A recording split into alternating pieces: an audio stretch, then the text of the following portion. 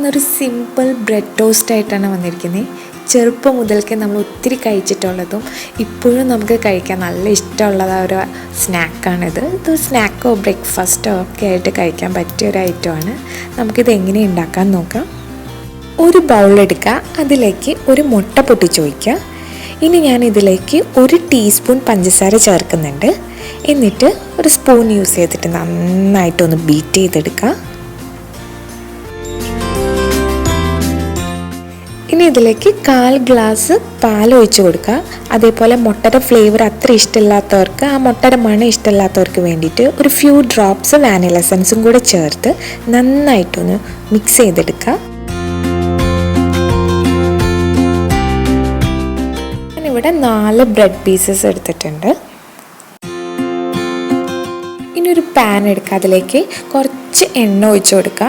ഇപ്പോൾ എണ്ണയുടെ പകരമായിട്ട് കുട്ടികൾക്കൊക്കെ കൊടുക്കുമ്പോൾ ബട്ടർ യൂസ് ചെയ്യണത് നല്ലതാണ്. ഇനി നമുക്ക് ഓരോ ബ്രെഡ് പീസ് എടുത്ത് നമുക്ക് ഈ മുട്ടയുടെ മിക്സിൽ ഡിപ്പ് ചെയ്തതിന് ശേഷം നമുക്ക് ഈ ചൂടായ പാനിലേക്ക് നമുക്ക് ഇത് ഇട്ട് കൊടുക്കാം.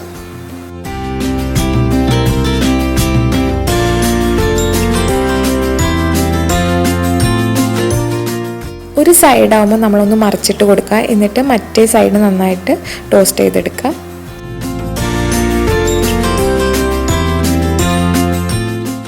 രണ്ട് സൈഡും ഇതേപോലെ ഒരു ഗോൾഡൻ ബ്രൗൺ കളർ ഇങ്ങനെ ആയിട്ടുണ്ടെങ്കിൽ നമ്മുടെ ബ്രെഡ് ടോസ്റ്റ് റെഡി ആയിട്ടുണ്ട്. ഇതേപോലെ തന്നെ ബാക്കി ബ്രെഡും ഇങ്ങനെ ഉണ്ടാക്കിയെടുക്കുക.